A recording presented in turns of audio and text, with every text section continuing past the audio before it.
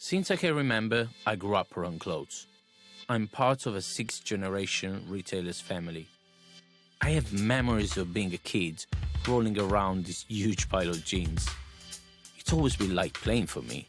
That's why I love it so much. I was raised in Torre del Greco, a harbour town right in the middle of the Gulf of Napoli, facing the sea but with a big Vesuvio on our back. I feel like those two different kinds of surrounding have influenced my taste in clothes. In fact, I was often exposed to either technical or just casual sailing, fishing and outdoor clothing.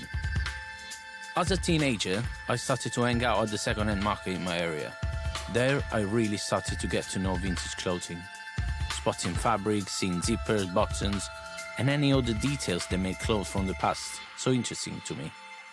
I started to collect clothes that were made with a purpose. So my passion for military and workwear grew more and more.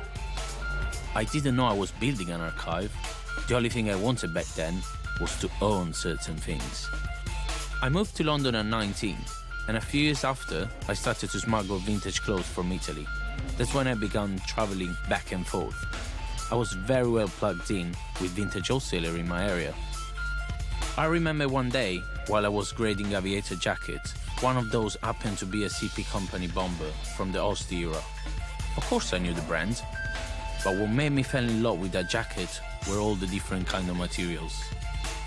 Nylon, suede, cotton, leather, it just said it all. I left London after 10 years of living in the city. I decided to move back to my hometown. Although I still have two shops in London, I prefer hanging around here, buying gems at the markets and being inspired by my surroundings every day. Of course, I keep the archive in Torre del Greco, and I wouldn't be able to live away from it.